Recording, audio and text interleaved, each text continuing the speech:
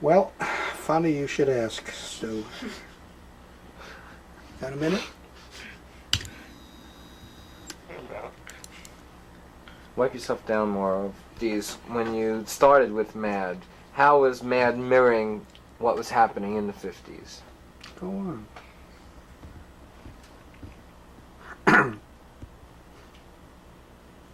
Go ahead, we're rolling. Action. At me. MAD would make fun of existing institutions, advertising media and their ads, movies, politicians, school children, their teachers, everything, you name it. MAD poked fun at it and showed it in a humorous light that was heretofore unseen or not experienced by the generation. They showed it in a new light. The irreverency of it all caught on and influenced kids who picked it up and made it an institution of considerable size. Now these kids, it influenced the society because it influenced the kids. They were hipper. They questioned more. They demanded more profound answers, more soul-searching into the various aspects of the culture. And so there's no question of how far-reaching this influence was, because these kids that were brought up on MAD went out and changed the society. What happened in the 60s? The 60s, by the time the 60s rolled around, I had left MAD and I had written for Crack and Sick.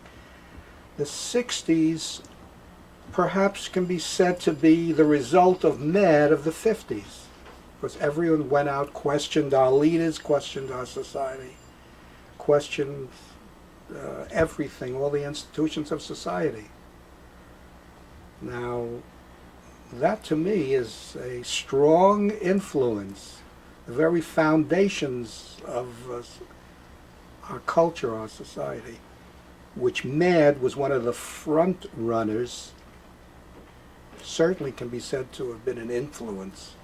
We can see it in the 60s and the 70s and further up. Now, it wasn't just MAD, because Lenny Bruce was doing it on stage and opened up the way to the whole comedians revolution. They're all doing Lenny Bruce today. Truth humor, not mother-in-law jokes. And so that opening up on the comedy scene, of which MAD was a part, really did influence society profoundly.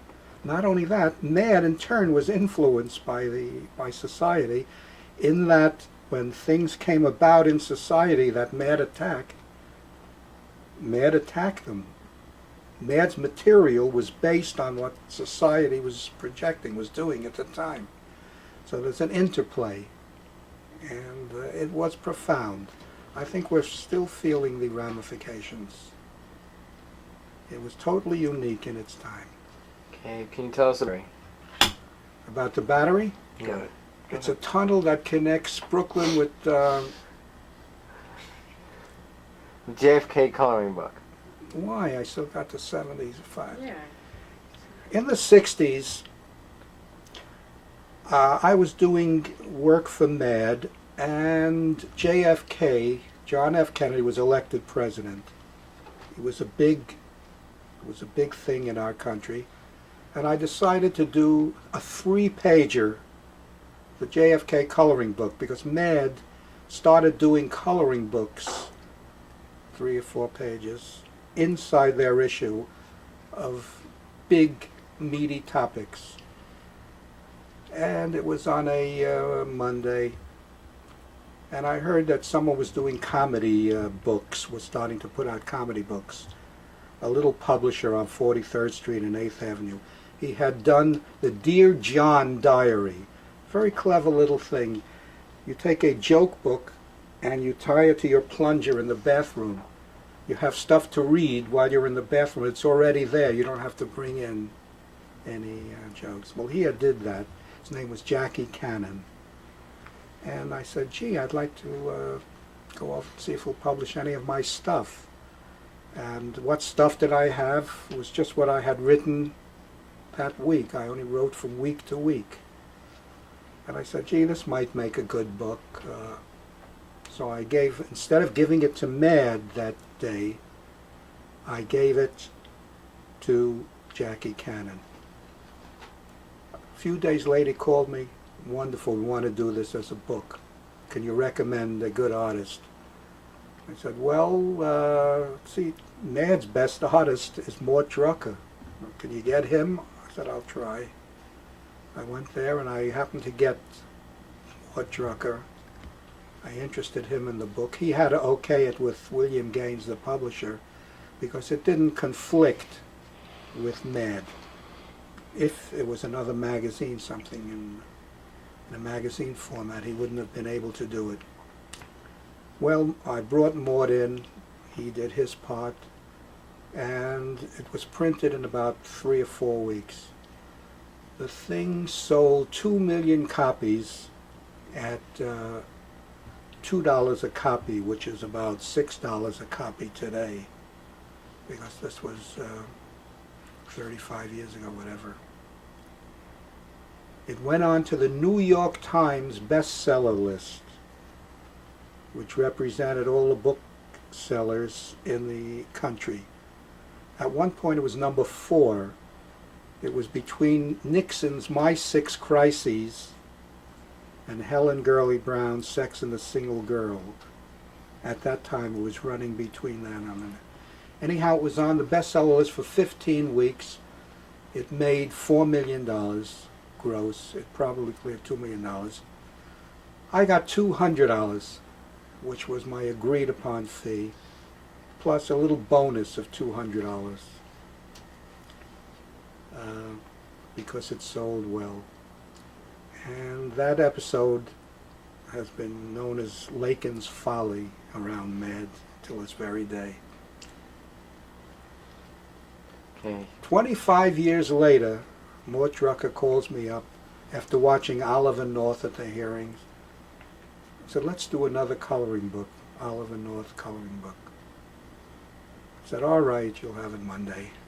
And we did it, and it took off like a house, not on fire, maybe heated up a little.